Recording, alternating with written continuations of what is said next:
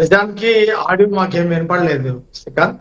అంటే ముఖ్యమంత్రి ఏమన్నారంటే ముస్లింలు ఉంటేనే కాంగ్రెస్ పార్టీ ఉంటేనే ముస్లింలకి ముస్లిం అంటేనే కాంగ్రెస్ పార్టీ అంటేనే ముస్లింలకు ఎంతో అంతో భవిష్యత్తు ఉంటది, అసలు కాంగ్రెస్ పార్టీ లేకపోతే ముస్లింలే లేరు అని 1400 చరిత్రలు ఉన్నటువంటి ఒక మతాన్ని ఉద్దేశించి ముఖ్యమంత్రి చేసినటువంటి కామెంట్. దీంట్లో ఎవరి చరిత్ర పెద్దది, ఎవరి చరిత్ర గొప్పది, ఎవరికి జీవితాన్ని ఇచ్చారన్నటువంటి ప్రశ్నలు వినిపిస్తున్నాయి. సో మీరు దాని మీద ఉన్న క్లారిటీ ఇస్తారా? దానిలో తప్పే ఉందని స్టూడియోలో కాంగ్రెస్ పార్టీ నాయకులు కార్తిక్ గారు మాట్లాడారు. నిజానికి శ్రీకాంత్ గారు, మీకు అట్లాగే ప్యానెల్ లో ఉన్న మిత్రులందరికీ అలాగే ఐ న్యూస్ ప్రేక్షకులకు అందరికీ గుడ్ ఈవినింగ్. Very good. ఈ రోజు రాజకీయ పార్టీలు హిందూ ఖత్రే మే ఆయ్ అని చెప్పి బీజేపీ చెప్తాంది, ముసల్మాన్ ఖత్రే మే ఆయ్ అని ఇప్పుడు మిగిలిన పార్టీలు చెప్తున్నారు. నిజానికి ఎవరు ఎవరిపైన ఆధారపడి లేరు. ఇటు హిందువులు గాని లేకపోతే ఈ దేశంలో ఉన్న ముస్లింలు గాని సిక్కులు గాని స్వయంగా తమకు తాము బతుకుతున్నటువంటి పరిస్థితి. రాజకీయ పార్టీలే వీళ్ళ ఓట్లపైన ఆధారపడి ఉన్నాయి. అధికారంలోకి రావాలన్నా, గెలవాలన్నా, ఓడాలన్నా ఆయా సామాజిక వర్గాల ఓట్లు రాజకీయ పార్టీలకు అవసరం. అధికారంలోకి వచ్చిన చోట లేదా ఓడిపోయిన చోట ఆయా సామాజిక వర్గాల మద్దతు కోల్పోయినప్పుడు రాజకీయ పార్టీలు ఓడిపోతూ ఉంటాయి, గెలుస్తూ ఉంటాయి. ఇవి మనం నిజానికి సమాజంలో చూస్తున్నటువంటి పరిస్థితి. గతంలో కర్ణాటక ఎన్నికల తర్వాత బీఆర్ఎస్ పార్టీకి ముస్లిం మైనారిటీలు దూరం అయినట్టుగా మనం చూసాం. అంటే కర్ణాటకలో ఆ పార్టీకి కాంగ్రెస్ పార్టీ గెలిచిన తర్వాత గంపగుత్తగా ముస్లిం ఓట్లన్నీ కాంగ్రెస్ పార్టీకి పడడంతో కాంగ్రెస్ పార్టీ అధికారంలోకి రావడం తెలంగాణ రాష్ట్రంలో జరిగింది. అంతకు ముందు బషీరుద్దీన్ బాబు ఖాన్ తో కలిసి ఎన్టీ రామారావు ఇద్దరే, అంటే ఒకరు ముఖ్యమంత్రిగా ఎన్టీఆర్, తర్వాత బషీరుద్దీన్ బాబు ఖాన్ తో కలిసి ప్రమాణం చేసినటువంటి పరిస్థితి చూసాం.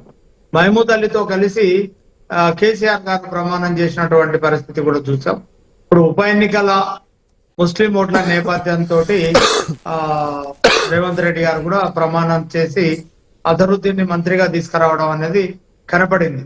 అయితే ముస్లింల ఓట్లు కాంగ్రెస్ పార్టీకి అవసరం ఉంది, 1,20,000 పైచులకు ముస్లిం ఓట్లు ఉన్నాయి అనేది అక్కడ నిర్వివాద అంశం. అంటే కాంగ్రెస్ పార్టీ బహిరంగంగానే ముస్లింల మద్దతు అడుగుతోంది. అందులో భాగంగానే మీరు సేఫ్ గా ఉండాలంటే, లేదా మిమ్మల్ని ఇంతకాలం రక్షించింది దేశంలో కాంగ్రెస్ పార్టీ అని చెప్పినట్టుగా రేవంత్ రెడ్డి మాటల్లో మనకు వినపడుతుంది.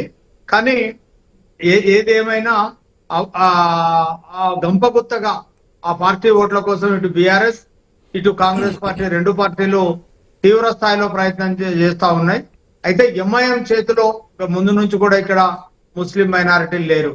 ఎంఐఎం ఎప్పుడు పోటీ చేసినా నవీన్ యాదవ్ సొంతంగా తెచ్చుకున్నటువంటి 40,000 ఓట్ల పైచీలకు ఓట్లను పక్కన పెడితే ఎంఐఎం కు ఎప్పుడు 5-6 వేల ఓట్లు దాటినట్టుగా మనకేం కనిపించడం లేదు. కాబట్టి ఎంఐఎం కు అంటే పాతబస్తీలో మినాయిస్తే ఈ పేరేమైనా పడుతుందా? ఇప్పుడు హిందూ పార్టీ బీజేపీ అన్నది ఒకటి, ప్రాంతీయ పార్టీలు ఒక రాష్ట్రానికి సంబంధించినటువంటి పార్టీలు ఆల్రెడీ ఉంది దక్షిణాది మొత్తం కూడా.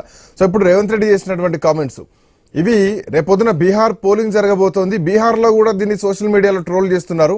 ఒక రాష్ట్ర ముఖ్యమంత్రి కాంగ్రెస్ పార్టీ లేకపోతే ముస్లింలే లేరన్నటువంటి మాటలు మాట్లాడుతున్నారని చెప్పేసి బీహార్ సోషల్ మీడియా మొత్తం కూడా ట్రోల్స్ నడుస్తున్నాయి ఈరోజు ఉదయం నుంచి కూడా. సో ఇది ఎఫెక్ట్ పడుతుంది అనుకుంటున్నారా?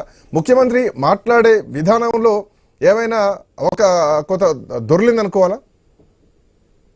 అంటే నిజానికి ముస్లిం ఓట్లను ఆకట్టుకోవడంలో భాగంగా ముఖ్యమంత్రి రేవంత్ రెడ్డి గారు ఆ ప్రయత్నం చేసినట్టుగా మనకు కనపడుతోంది. అంటే గెలుపోటములకు అంటే ముస్లిం సమాజం ఓట్లు అక్కడ కీలకంగా ఉన్నాయి. మీరు అంటున్నట్టుగా బీహార్ లో ఇక్కడి కామెంట్స్ ను బీహార్ ప్రజలు అంతగా పట్టించుకుంటారని నేను అనుకోవట్లేదు. అంటే బీహార్ లో ముస్లిం వర్గం అంతా తేజస్వి యాదవ్ వెంట ఉన్నట్టుగా మనకు కనపడుతోంది. యాదవులు ముస్లింలే ఆ పార్టీకి ప్రధాన బలంగా మనం అక్కడ ఉన్నట్టుగా యూత్ ప్రధానంగా ఉన్నట్టు కనపడుతుంది. అక్కడ కూడా మీరు అంటున్నట్టుగా క్షణానికి గంటకు అక్కడ బలాలు సమీకరణలు మారుతున్నాయి. అట్లానే నితీష్ వర్సెస్ తేజస్వి యాదవ్ చూసుకున్నప్పుడు తేజస్వి యాదవ్ కు యూత్ మద్దతు బాగా వచ్చినట్టుగా, సీఎం క్యాండిడేట్ కు మెజారిటీ ఓటర్లలో నవీన్ యాదవ్ కు అక్కడ తేజస్వి యాదవ్ కు మద్దతు వచ్చినట్టుగా మనకు కనబడతా ఉంది.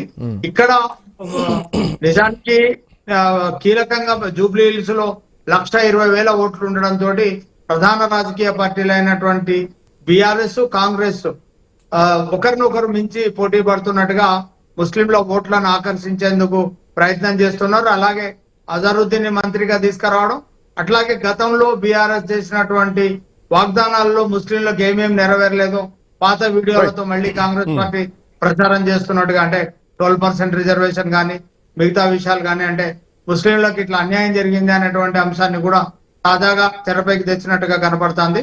మీరు అంటున్నట్టుగా ముస్లిం ఓట్లను ఆకర్షించేందుకు ప్రధాన రాజకీయ పార్టీలు పడరాని పాటలకు పడుతున్నట్టుగా మనకు కనపడుతుంది. కర్ణ అరవింద్ గారు నమస్తే అండి, welcome to prime time debate.